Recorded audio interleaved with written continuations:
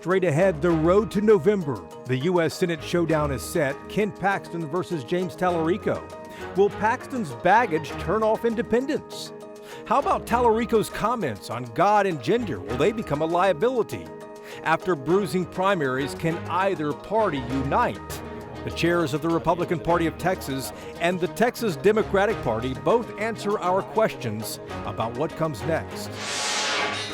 Plus, is Texas moving toward the middle? Election forecasters now out with new predictions. And the downturn in downtown Dallas. City Council to decide very soon whether to walk away from its iconic City Hall. Business leader Trey Black on the new push for the next generation to take charge. And Texas billionaire Tillman Fertitta has expanded his casino empire. Could the Caesars Palace deal now move Texas closer to legalized gambling? We asked Governor Greg Abbott.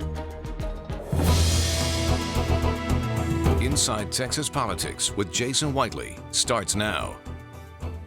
I'm Jason Whiteley. Thank you for being here. Let's begin the program, as always, with the top political headlines happening across our state. Election forecasters now making new predictions about the U.S. Senate race here this fall.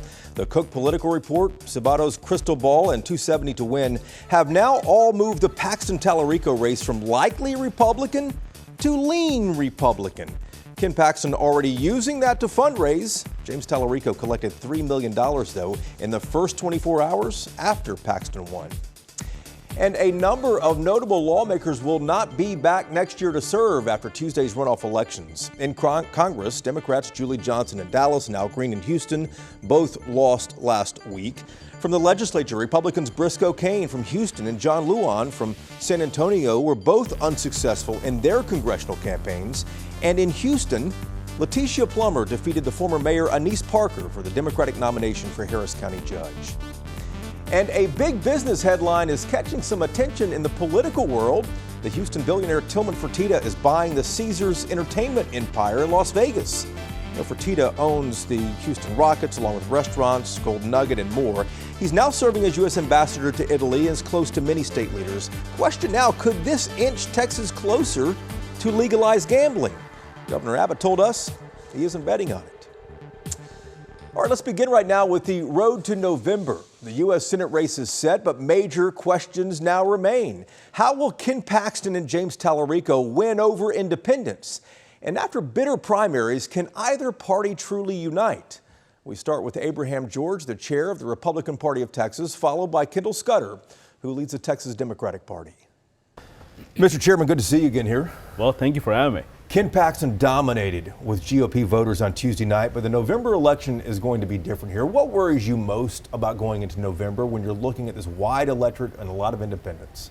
Well, the most concern that we have is the people who are just thinking everything is great, Trump's in White House, Texas is a Republican, I don't need to worry about it. That's our biggest concern. We need to get people to the polling locations. That's going to be the hardest thing. And we're going to work hard to make sure that we do have enough people showing up. The Cook Political Report, you saw this, changed its forecast for Texas from likely Republican to lean Republican, still in your favor there. But Senator Ted Cruz, Lieutenant Governor Patrick, both warning Republicans that, hey, listen, take Talarico seriously. Do you think the state and the party is doing that? Oh yeah, we should take him seriously. I mean, he is probably more dangerous than Beto. He was in quoting Bible. He was in talking about things that a lot of people, will hear a Bible verse coming out of a politician's mouth and say, oh, that guy is a Christian. I'm okay with that, right? We've got to expose him. And honestly, the ad that Ken Paxton had a few days ago, it just kills him. It's brutal. Does the state party, and do you specifically have a role at all in brokering a peace deal between John Cornyn and Ken Paxton after this primary? A little bit. We've already had a couple of conversations, and with both camps, you have? Yeah. How did it go? Ken Paxton's camp obviously wants to work with everyone because he's the winner. He needs everyone's support. John Cornyn's camp, actually, I've talked to a couple of them. They're very supportive of Ken. They're like, yeah, we had different candidates that we wanted, but at the end of the day, we don't want Talarico. So they're very open. They're very gracious on how they're dealing with us and Ken Paxton's camp as well. Do you expect John Cornyn is going to physically endorse Ken Paxton? He said he's going to get behind the ticket, Right. but he hasn't specifically answered the question about endorsing Ken Paxton. Do you think we'll see that? I think when it comes to November, he will, because Cornyn is a Republican. He's been in politics for a long time. I think he understands how dangerous Tallarico is, and he said that openly. So he will get behind Ken. Yeah. Do you expect Texas voters are ever going to see Ken Paxton and James Tallarico side by side at a debate, at a forum, anywhere before November? I would pay to see that, and I think I want to see that, and we should. Why not? Do you think it's going to happen though? I think we should. We should push for it. I'm going to push for it and see how that goes. And last question here. We saw how expensive this runoff was on the Republican side. How expensive do you think this U.S. Senate race is going to be between Paxton and Tallarico? He raised $3 million in 24 hours here. There's a lot of money going to be thrown at this race. Yes. So now that the primaries are over, every Republican donor can say, all right, now I have a ticket that I can get behind, right? A lot of people didn't want to get between these two races. Same thing with the AG race and all the others, right? So we're going to see a lot of good money coming in, and one of the major things that we're worried about is where we can spend the money. Like South Texas is a place that we need to spend more money on. We were told by RNC a few days ago, we're expecting about $600 million total spent in Texas between Democrats and Republicans. That's a lot of money. We haven't done that. $600 million. We haven't done that yet. That's never happened. It's never happened in the past. So we will see if that's the projections and if it's actually going to happen, but you never know. Wow. Mr. Chairman, thanks for the time. Appreciate it. Mr. Chairman, it's good to see you again here. Republicans are urging their own conservatives and colleagues to take Tallarico seriously. This remains an uphill climb, though, for Democrats. What do you say to those Democratic voters who always get their hopes up each cycle only to be disappointed? Look, states like Texas don't flip overnight. It is the most expensive state to operate in. It's geographically expansive. It's a tough territory to organize in. And so we have to do this one bite at a time, cycle over cycle. This cycle does seem like it's going to be one that's very favorable to us, and we have a lot of opportunity. But it's building our party in 254 counties around this state from the ground up. And I think that we have a great opportunity, a fantastic candidate at the top of tickets against Republicans who are running the biggest foot in American politics. It's a great kind of contrast for Democrats here in Texas. John Cornyn spent $90 million trying to get Republican voters to care about the ethical issues that Ken Paxton had, the divorce, the impeachment on corruption charges. Those Republican voters didn't care. The independents in this state, as you well know, lean to the right. Why do you think that they will care if Cornyn couldn't convince his own voters? Well, Republican primary voters may not care, but I do think your average voter in Texas does.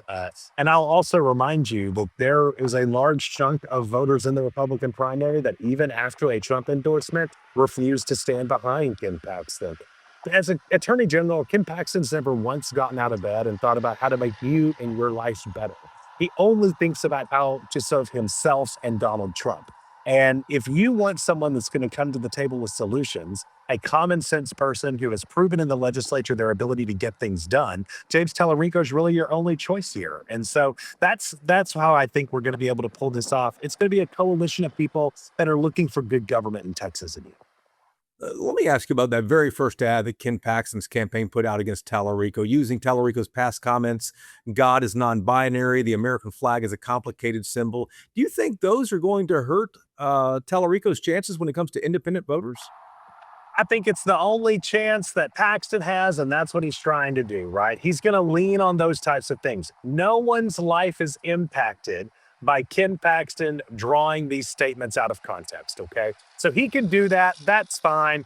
We in the Democratic Party and James Tallarico's campaign are focused on solutions for families that are needing us. That's what government's supposed to be. I know everybody thinks it's just Hollywood for ugly people, but the truth is they're supposed to be solving people's problems and making people's lives better. And that's what we're going to be focused on here on the Democratic side of the aisle. Mr. Chairman, the reality on the ground here is this state voted for Donald Trump 3 times, despite January 6th, despite the president saying grab women in certain areas. Why do you think Texas voters might now look towards a Democrat like Tallarico? I think a lot has changed, particularly the fact that Texas has been adversely impacted by the Trump administration. We are uniquely hurt by the policies, whether it is the import of Argentinian beef or outsourcing the jobs of oilfield workers to Venezuela, or these tariffs. The largest trading partner with Canada is San Antonio, Texas. We are being impacted in Texas in a way that other states are feeling it to the same degree, but they're still feeling it. And so I think that Texans are tired of it. They're tired of all the ruckus. They're tired of these politicians just serving the billionaire class, just serving the politically connected, and not serving the people who are counting on them. All right, that's Kendall Scudder there from the Texas Democratic Party. We want to remind you the road to November is also the focus of this week's episode of Y'all-itics. Scott Braddock, editor of the Quorum Report, shared his insights and expectations with us for the next 5 months. Y'all-itics always available wherever you get your podcasts. But here on this program, let's bring in the roundtable to talk about the politics of what we just saw and what we expect to unfold here. Bud Kennedy is with us from the Fort Worth Star-Telegram, Jessica Huzman from votebeat.org, editorial director there, and Gabby Birnbaum, the Washington correspondent for the Texas Tribune. Thanks for being here, guys. Bud, let's start with you. And the focus of both of the interviews is, can the parties truly unite? Because I'm talking to a lot of Republicans, John Cornyn supporters, who remain sore. Well, I think the Republicans, most of them will unite. I mean, Ken Paxton has to just run a standard Republican campaign, the three-legged stool of Republican campaigns you run on God, guns, oil. You know, those are all areas where he has an advantage over Tallarico. He'd go for the traditional Republican voter in Texas and, you know, not act too far out there now. It's the general. It's time to move back to the middle. We see all this trouble bubbling in the Democratic Party now with Jasmine Crockett's spokesman saying that calling Tallarico a long shot, saying that Democrats might have to decide whether they spend their money in Texas or not. This is still a holdover from the primary, from the fact that they believe Tallarico had a sense of entitlement and cut in front of Colin Allred, who was really leading the poll. And that is significant. It came out on Friday, Jessica, the statement from Crockett's spokesperson. And I guess the question I have now is whether you think we'll see Tallarico physically reach out to Crockett for an endorsement to ask for her support. I think at some point he's going to have to. I think even though she did lose pretty resoundingly in the general election or in the primary earlier this year, she still has a real hold over Black voters in Texas. And that's a huge and important demographic block for the Democratic Party here, especially if they're trying to sweep statewide. And so I think he's going to have to do some outreach to her campaign. What form that takes, I'm not sure. And Gabby, you're in D.C. there. We saw the Senate Republicans awkwardly embrace Ken Paxton after his victory on Tuesday night. What are Republicans saying there as they try to adapt to this new political world? Yeah, I mean, this was a Senate Republican conference that just a week ago, right, was apoplectic when the president endorsed Ken Paxton. John Cornyn is their longtime friend and colleague. He's raised hundreds of millions of dollars for them. And now you're seeing the pivot, right? So we know that Senate Majority Leader Thune spoke to Ken Paxton. We know that Paxton's coming to D.C. next week for some fundraising, including with Senator Cruz.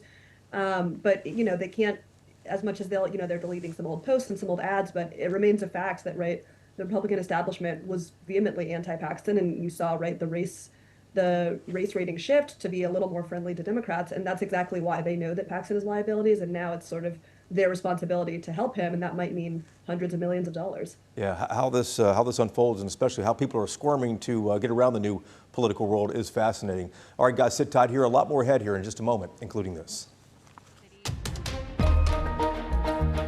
When we come back, the new push for the next generation to decide what happens to Dallas City Hall. Business executive Trey Black up next on Inside Texas Politics. Welcome back to Inside Texas Politics. Now to the future of Dallas City Hall. Council likely to decide what's next for that iconic building, perhaps as early as June 10th, a week from Wednesday. Our next guest is a local business executive named Trey Black. He's part of the Say Yes to Downtown movement that's out with a brand new ad urging younger people to help reimagine the site. Mr. Black, it's good to see you here. Good to see you. The new ad here it's a strong ad, but it's aimed specifically at younger folks who live here in the city. That's right. But are they even watching what's going on? Absolutely they are. I mean, there's a new generation of people that are excited about Dallas. They're focused on the future. and they want to see everything take place in the city that they've been promised. You know, there's people that are coming to Dallas for the first time that are excited about Y'all Street, that are excited about our parks, that are excited about our convention center, and they want to see downtown work. If City Council's making the final decision on this sometime in June, this seems like a campaign ad. Yeah. What's the point of it? Because the young folks it's aimed at are not going to be making the decision here. Well, we want to get people excited, right? We want people to get people engaged. You know, a lot of these folks have never been asked to do anything civically before, right? Maybe their grandparents or their parents have been asked, but they haven't. So it's an opportunity for people to step forward and actually make a difference in the city. So no matter how this thing goes, the fact of the matter is there's a new generation of people who are engaged. And the theme of the ad is, you know, the last generation was able to erect its own landmarks, which City Hall is one. They're at 1500 Marilla. But the new generation should have the same right to erect its own landmarks. Sure. Is that kind of the theme here? Some of it is, right? What's the rest of it? What would you tell folks? Well, look, I mean, there are situations in Dallas that have taken place. And look, a lot of these younger folks wouldn't be here if it wasn't for a previous generation. A lot of people have never been to City Hall. They don't know who I Am Pei is. I think the question is, who will pay for the future of City Hall? And I don't think a younger generation wants to be encumbered by that cost. There's a lot of other things that we can do with those funds. There are a lot of people who look at this and say, listen, you know, why isn't the same effort focused in the Central West End? Why isn't it focused on the East Quarter next to Deep Ellum? Why isn't it focused in the Cedars area? Why suddenly City Hall, you know, being ground zero for this? Look, over the last 50 years, nothing has happened in that area. It's just a dead zone. So what can we do to improve the land value around that area and make that part of town exciting and have it to actually connect to new neighborhoods, right? I mean, we have an opportunity to re-energize downtown, re-energize the Southeast Quarter. You can't do everything all at the same time. And it's just a series of puzzle pieces that we're putting together in order to make sure we have a better city, a better downtown. Mr. Black, it's good to see you. Thanks for the time. Hey, thank you so much. I really appreciate it. The roundtable is ready when we come back here on Inside Texas Politics.